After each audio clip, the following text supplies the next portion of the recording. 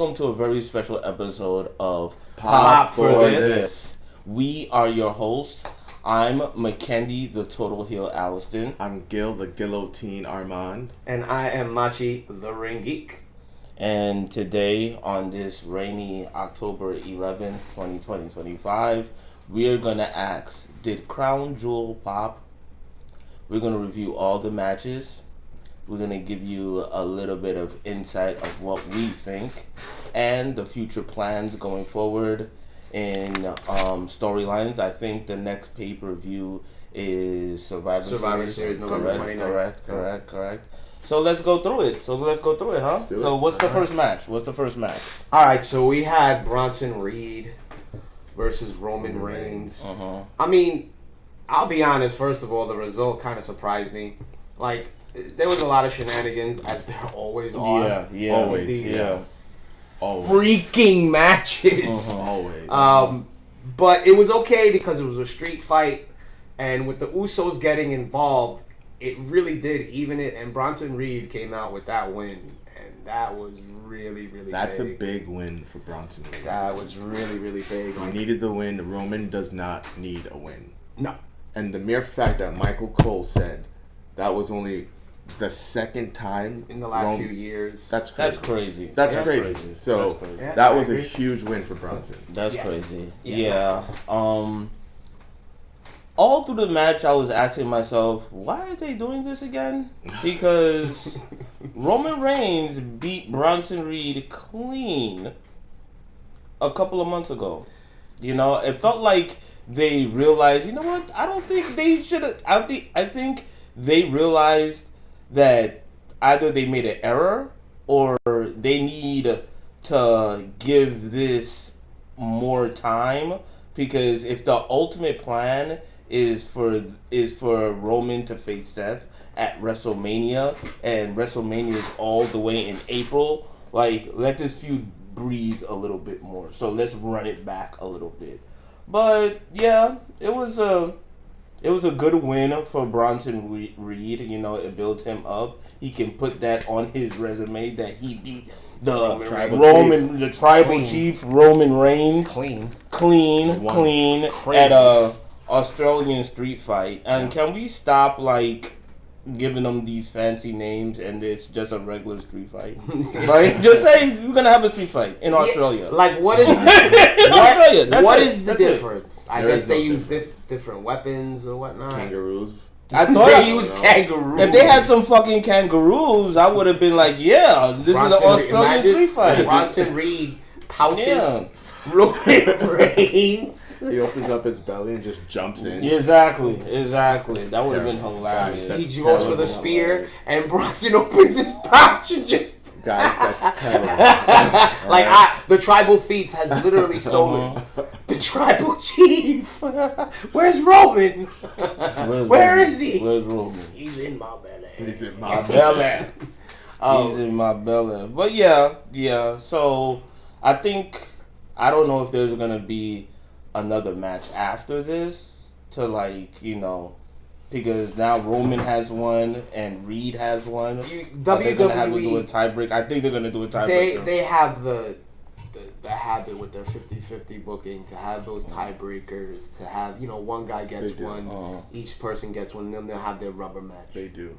Does that lead to Braun Breaker now for Roman? Does he have to go through the Vision Gauntlet before he gets to I think so. I think he'll get his win in the back. long run. I think he'll get his win back. I don't know that the next match involving him, and we'll get to that when we do the full breakdown of what's gonna happen, what we think is gonna happen. But I don't know what the very next match is for Roman. Is that the Survivor Series? Yeah. Do they revisit Reed? Do they do that after? Yeah, because if they wait, they can take this all the way through the Rumble. Why not? Good old-fashioned rivalry. The next pay-per-view, I think, is Wargate Survivor Series. So I think they're going to wait. If they actually do another match, I think they're going to wait until after Survivor Series. Like, going in, War Games, Reed can, boast about how he beat Roman Reigns and everything and talk all the crap he wants, just fueling even more tension. And then after War Games, they finally have that last match, They and could definitely go that route. Roman goes over, and then he faces Braun Breaker. Okay. Yeah. I think that, again, it's like, and I know it's going to come up again, it is. But just the continued interference, it's just a constant thing. And I guess the street fight gives you an easy excuse to have that, but I feel like it's such a cop-out. Yeah. And, as a match, it was fine. It was fine. I like when brutes go at it. It accomplished what it needed to accomplish. The good thing about street fights is it's not technically proficient necessarily, so there's more chance that people will be entertained. Exactly. So I think that worked out. But in general, I thought it was a pretty good match. Yeah, I liked it. So, okay. I don't know if you guys have any final thoughts on it. No, I'm done with that. I'm good with that match. Okay. So what was the next match? I believe the next match is Tiffy versus Valkyrie. Was that the? It was Tiffy versus Stephanie Valkyrie. Stephanie Valkyrie. Yeah. Okay, so if y'all don't mind, I'll lead off here. That's sure. I think that the match itself, it had a bit of a slow start. They started building. I thought, the momentum was kind of going back and forth, and I really, really thought that this thing was gonna, hit a next gear. And just when they were getting there, it's like it was done. Like Tiffany hit the prettiest moonsault, and then they went right into. She went right into. She missed, and then Stephanie went right into the spiral tap. Yeah, like right into it. So it was a little abrupt for my taste. I will say Stephanie carried. Mm-hmm. She 100%. She carried. Can wrestle. Yeah. She's awesome. She's special. So yeah, I mean, I think the match itself is kind of indicative of what's going on with the division. Because I just felt like it should have been. I don't know. It should have been a little bit more impactful, especially in light of the other matches. They got a lot of time. It did. This one, maybe 10 minutes or something like that. I don't know. I feel like they could have definitely done better with it. In that sense, especially considering, who was involved. It wasn't a bad match by any means. It's just, again, the thing for me that took it was just that ending. It was like, oh, okay, that was quick.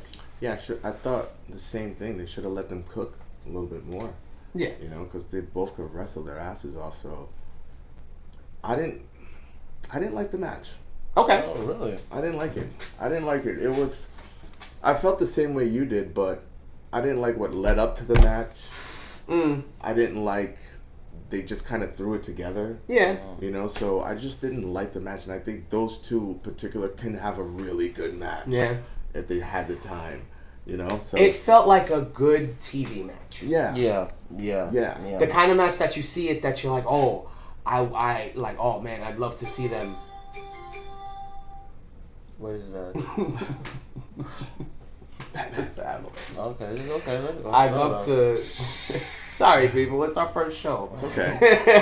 Things are gonna happen. Did we mention that? Did we mention it's our first show? So things are gonna bear happen. with us here. Yeah. So speaking of our first show, we are trying to get over.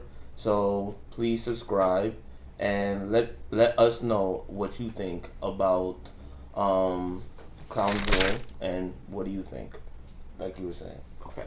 So what I was saying. See, I forgot my whole point now. Okay, but I think you're right. It does seem like it was like a SmackDown match. Oh, that's the point that I was gonna make. It seemed like a match on TV that you felt like, oh, they could do so much better if they had just been given that time. Yeah, exactly. And even though it's like, okay, it's Crown Jewel, you're expecting champion versus champion, it did feel like yeah, like it didn't feel like it had any bite to it. It felt like a match that Still, the animosity wasn't there, and they're both faces. So exactly, it felt like a match that was the first match of a rivalry. Yeah, like it should have been interrupted, or like, oh, now I'm gonna get her. You know what I mean? So like, it didn't have no heat. It didn't have no heat. There you go. It didn't have no heat. Like, you know, why are we watching this match? Yo, because they're champions. Okay, but it didn't have no heat. Yeah, it didn't. Can we please just take a moment though and just recognize Stephanie Vaquer? She is special. She is special, man. Like she can do it. Even her promos, like her accent is thick, but everything works for her. It's everything is working for her. I love all of it. She's awesome. Yep, she's awesome. Yeah. I can't wait to see her in Rhea. Oh man, when they get to that, that's gonna. They would make an awesome. They would make an awesome tag team. Listen, there's a couple of matches. There's a couple of matches that are gonna be waiting for Stephanie Vaquer when the time comes. Absolutely. Her and Roxy is gonna be. That's gonna be a banger. When she wrestles Lyra Valkyrie, when that happens, that's gonna be a banger. Yeah. If they ever revisit her and Io, that's gonna be because even that match, which was excellent, I felt like they have another year. Can we throw Becky in there? Can we throw Becky in there? What? Her facing Stephanie. Oh yes. Yeah. I mean, these are all. When Bianca comes back, they can finally have a decent feud. Did they say when she's coming back? That's who, Becky? Yeah. No, I don't know. No, Bianca. Oh no, she got a broken knuckle. Jesus. Okay. Crazy. All right. So what was the third match? I believe the next match was the GOAT, John Cena, versus the other GOAT. No, the phenomenal one, the face that runs the place. AJ Styles. Yeah, and amazing match. This was an amazing match. Like 5-star match. Everything was perfect. I don't even know. Like, can I go through the list of the finishers? All right, let me see. Let me find that real quick. Yeah, while you're doing that, yeah, John really needed this run. It really needed this match. This was because awesome. After the Brock Lesnar squash match, WWE really needed to step it up when it came to the last run of John Cena. Absolutely. And yeah, it was a beautiful match. They gave a lot of tributes. I remember Undertaker, Randy Orton. Oh, I got him right here, bro. Oh, okay. I got him right here. I love how it began with the homage to TNA. Mm-hmm. Yeah, his old gear and everything. That was perfect. And the fact that they said that he was the leader of the Bullet Club, like they made reference. Although the TNA thing, because of the partnership, it's easier to mention that. But the Coquina Clutch, like Samoa Joe's in AEW. Yep. WWE doesn't talk about other wrestlers like that. Yeah, so, especially in the Vince McMahon era, they didn't do that at all. Here's what he hit, or what the both of them hit. Cena hit the skull-crushing finale. Styles hits the Scorpion Death Drop. Cena uses the Accolade. Styles uses the Coquina Clutch. Cena uses the Walls of Jericho. Then he uses Sister Abigail. Styles, Christian Daniels, Angel's Wings. Cena hits the RKO and the rope hung DDT. Styles uses the AA against Cena. Styles hits Kazarian's Fade to Black. Cena uses the Undertaker's chokeslam. Styles hits Sweet Chin Music.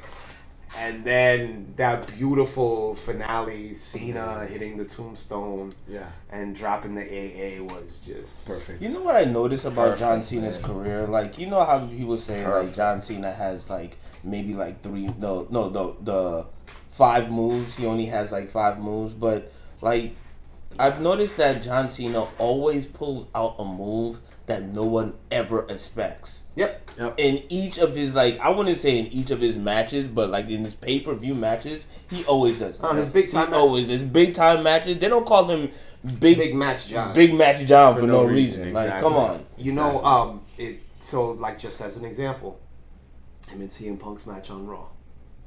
What did he bust out? The Hurricane out of nowhere. Like, what the hell was that? What? That So was awesome. I appreciate that, and I was never a Cena fan. Never a Cena fan. You wasn't part of the franchise, Mark? No, absolutely. You wasn't part of the franchise? Word life. No. Absolutely. So you weren't real life either? No. Oh wow. No. Oh wow. But- You weren't real life? But That's at crazy. this point, That's crazy. Like, it's kind of hard to deny. Like, Cena has a list Absolutely. of matches that he has stacked, Absolutely. and this one is right there. Right there. It's right there. I think from a technical aspect, it was more, or from an in-ring aspect, I think it was more entertaining than technical. Yeah. Like, their other matches were more like in-ring clinics. This was a clinic of a different type, although the wrestling was excellent. Great. Don't forget who was in the match, AJ Styles. Yeah. You can't miss. AJ. It was... Man. And I like to think this is kind of like the beginning of AJ's last run. A resurgence. Last run. Because, he's retiring next year. And Yep. he's retiring next year. And it looks like he's dead set on retiring next year. Yep. I like to think, he won't get to wrestle John during his run because John is gonna be retired. So I like to think this is like the beginning of his run. And he made this long speech about the day before Crown Jewel yesterday. And he gave this long speech like, if I found the fountain of youth, AJ? I would wrestle forever. I would wrestle forever, but I'm getting older and he doesn't want to embarrass himself. As fans, we look at AJ and like, yo, this guy still has it. He still has it. But inside, he's probably like, my body hurts. I want to go lay down somewhere. You gotta listen to your body. It's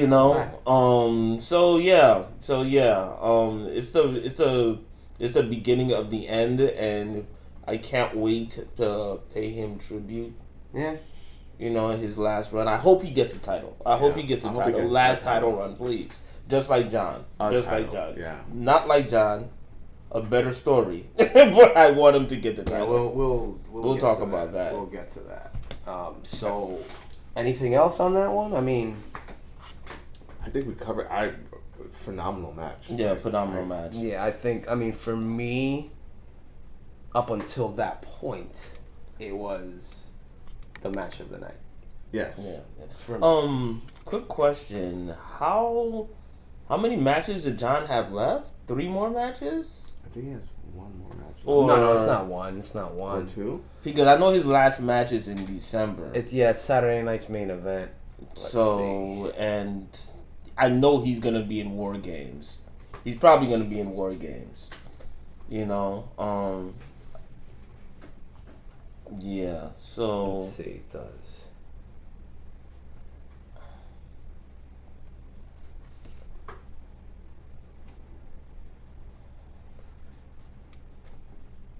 Wow. He's got 2. He's got 2. 2. Yeah.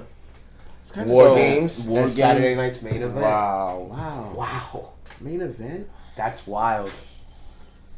That's wild. And people say,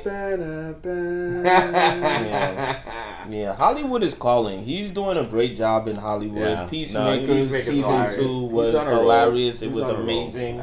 I wouldn't be surprised if they put him in the next Superman movie. I wouldn't be surprised. If he has a small cameo, I wouldn't be surprised. James Gunn said that after this, there's not going to be a season 3 because Peacemaker is going to be taking on a bigger role. Oh, wow. Okay. I think the next match was the Kabuki Warriors versus Rhea and Io. They gave this match a lot of time. Yeah. It was a good match. I think it was a good, solid match. I don't think it's the end of the story. Because they still didn't do Asuka versus Io 1-on-1. I don't know when that's gonna happen because the next pay-per-view is War Games. So I know they're gonna probably be on opposing teams, but that 1-on-1 match, I think they're going to have it probably after War Games, and I feel like there's a secondary story here with Kyrie. Well, I was just gonna touch on that. I was just gonna say, it seems like they're building towards Kyrie and Asuka. Yeah, I agree. And I'm not sure where Io. Yeah. Feuding? I don't know if Kyrie's gonna intervene between this small little beef between Io. Yeah. And choose a side. Because here's the thing, like, she has been doing Asuka's bidding. Yeah. And during this match, she really didn't have much of a problem doing what she needed to do. Like, she got that hit at her acting says that she was, but there was, remember, Asuka pulled her into the way. Yes. When was it Rhea Ripley? Did he? No. Did Asuka pull her, or did she push? Oh, she pushed Kyrie. She pushed Asuka out. So she pushed her out of the way Yeah. and took that hit. They can build tension out of that. Absolutely. They already have Asuka absolutely. and Kyrie, and if they give that proper time, that match will be fire. That match will be fire because those Japanese girls, bro. Girls from NJPW. They can go. They can go.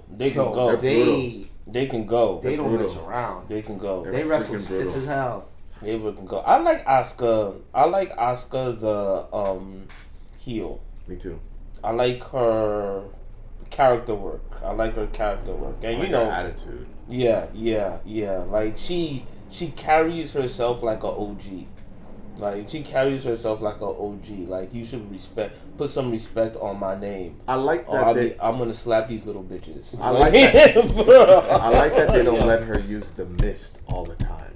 Yeah. So you never know when she's gonna use it now. Yeah. And I think that's cool. I just appreciate. I mean, even though, and like we talk about this a lot. The way they emote and the way they speak, it's different from American culture. So it comes off as kind of awkward in a way. But you really can see, like, like Kyrie was, or at least that's what she was trying to put on, that tension. Like, I don't want to do this, but I have to do this. That whole relationship, that whole dynamic. I like that they've been building that. And they've been building that for some time. They're giving it time. There you go. Yeah. That's like a story. That's a mid card and tag team story. Yeah. That's both getting burned, which is if it was an individual tag team, that story wouldn't get burned. You know what I'm saying? So I think that was something that definitely stood out to me about that match. And I mean, obviously, like, Rhea can do no wrong. Like, the crowd, like, everything they blew up. She did. That was awesome. I mean, and rightfully so. Like, she's Rhea Bloody Ripley. Right.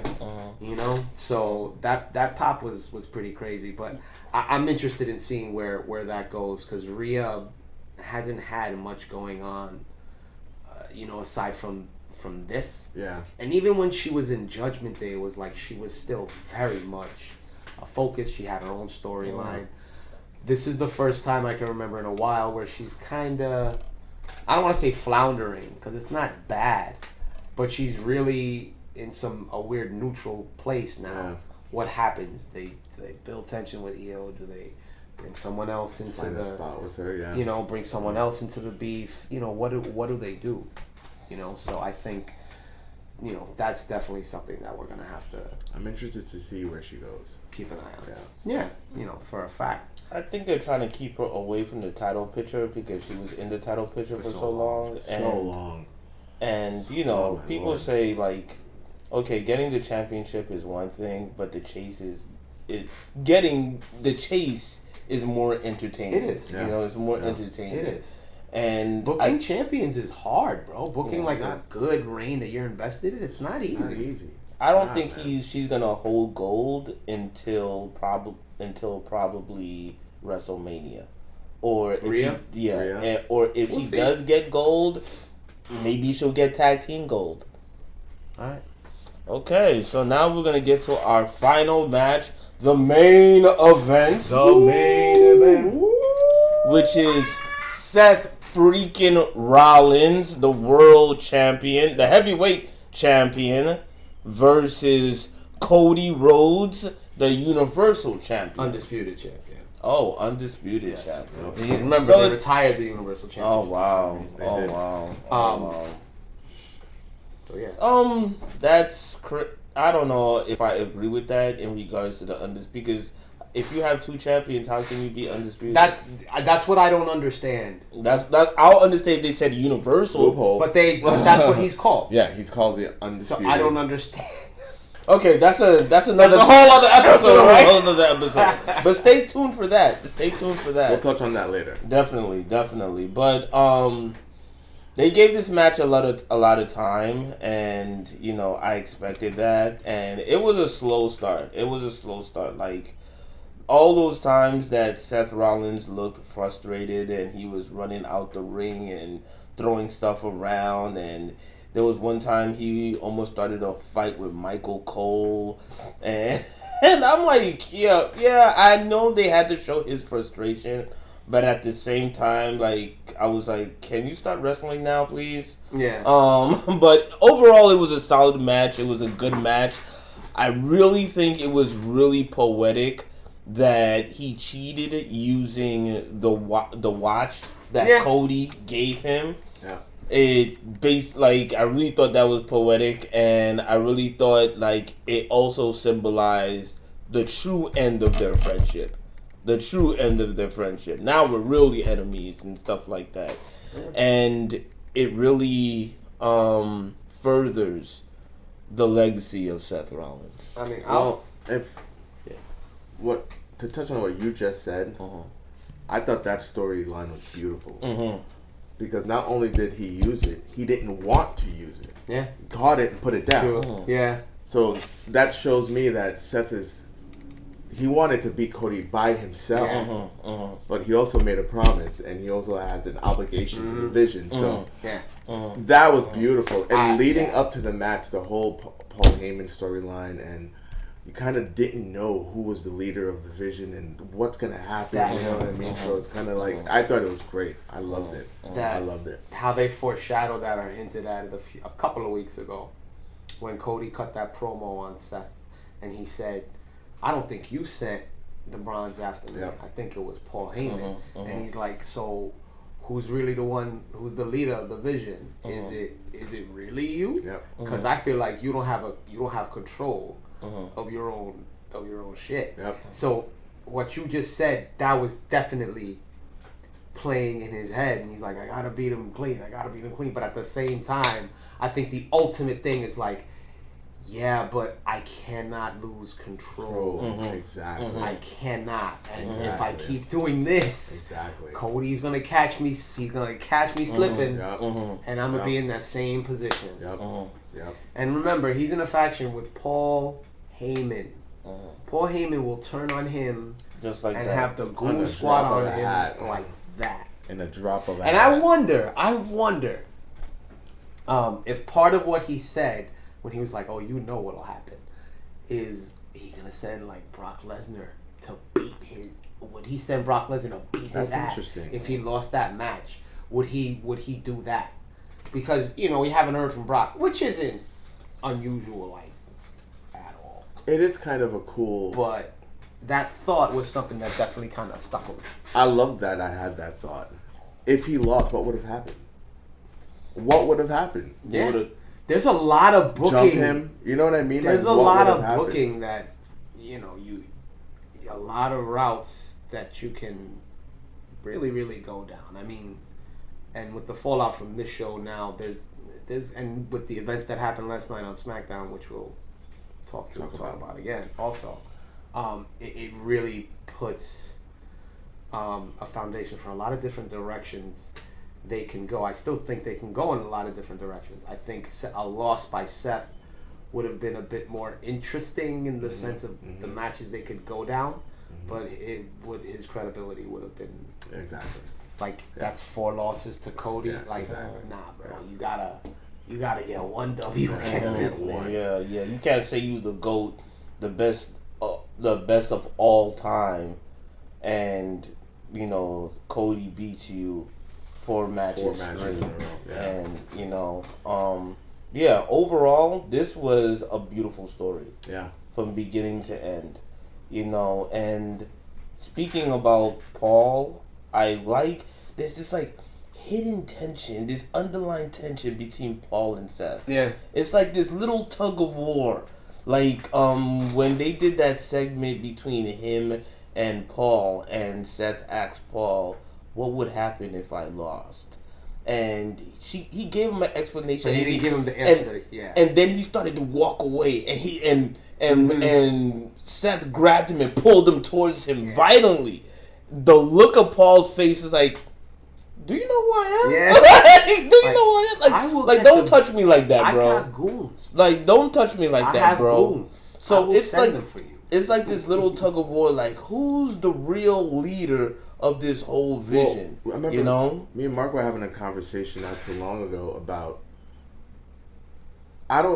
Sometimes I feel like Seth and Paul should have never been. Yeah. To me, they never needed each other. Yeah, they never needed each other. They didn't. And so this is a recipe for disaster from the jump. You know what I mean? Yeah. Like something treacherous is gonna happen either way. You know what I mean? Seth doesn't need a brain guy because Seth is already a brain guy. He's the architect. Yeah, he's the architect. You know. And eventually, 2 geniuses clash. But it really, really, like, usually in factions, the leader like when they break up, there's that tension.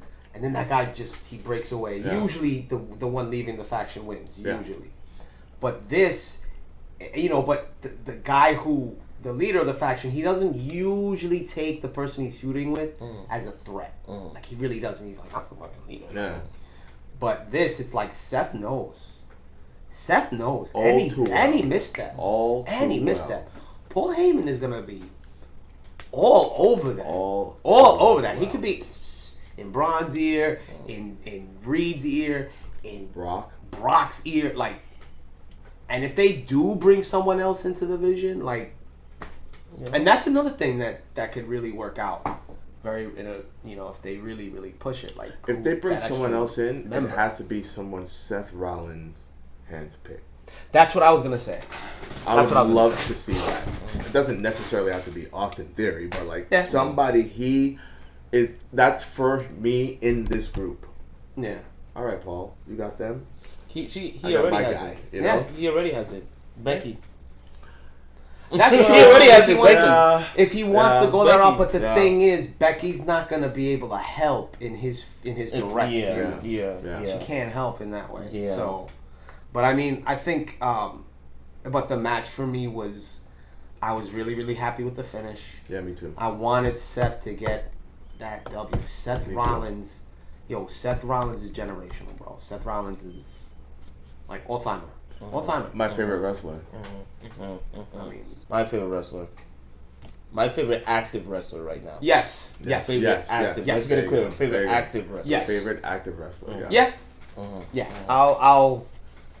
Yeah, it's a toss up between him and my baby Oscar, but if we're really being honest, like, it's Seth Rollins. Yeah. So. All right, so that was our review of Crown Jewel, everybody. Hope you enjoyed it. Hope you enjoyed our very first show. This is the first of many.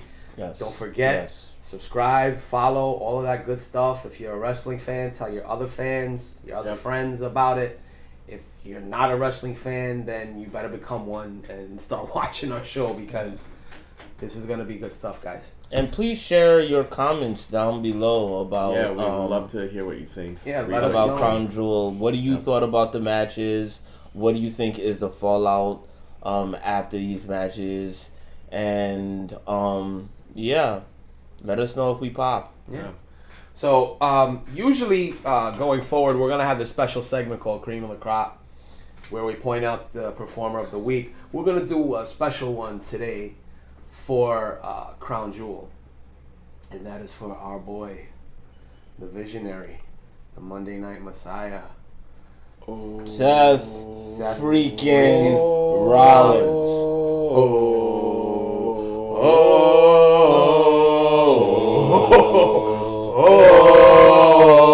Burn it down! Yes. Yeah. But yeah, The Monday Night Messiah, Mr. Burn It Down. Yep. I mean the match was really good. You got the finish you needed. Yep. He got that win. You can further a lot of storylines. It's just because it's almost like Paul Heyman was goading Seth to being like, I dare you to lose. Exactly. I dare you to lose. Exactly. That tension is not going anywhere. But yeah, that's Performer of the Week is absolutely 100%. Seth Rollins, cream of the crop for Crown Jewel people. Yep. Yeah. Absolutely. And if people thought that Seth Rollins had an ego then, you ain't seen nothing yet. Like, oh my God. He's gonna be unbearable. Yeah. Yes. He's gonna talk so much ish. And I can't wait. I can't wait for it. I can't wait. I can't wait. I can't wait. I can't wait until he bumps into CM Punk. Yeah, I can't wait until he bumps into CM Punk. That's one. They got that. They got that bullet in the chamber, man. Yo. They're holding on to that one. Man, that's gonna be a big one. They are holding on to that, That's and WrestleMania. Cody. They got those two. Like That's they're WrestleMania. ready. They're ready. Dude, if I'm Seth Rollins, I'm taking a picture with me holding that belt and the ring. I'm framing the picture and sending it to CM Punk. And sending it to CM Punk. I'm sending it to CM Punk. I'm sending it to Roman Reigns. You know what? I'd make it a billboard. Like, yo, I'd make it mad obnoxious. Cody, yo. I'd make it mad obnoxious. Just put it everywhere on every truck. Yeah, just mad obnoxious. Have the neighborhood kids just put mad posters all over his house of that. Yes. Yes, I think that's a brilliant idea. Yeah, the ring. I'm holding the world championship. Yeah, bro. Yeah, bro. But yeah, so that's the end of our episode. Please subscribe because we're trying to get over. Help us and write down your comments below, and we'll see you on the next episode of Pop for this.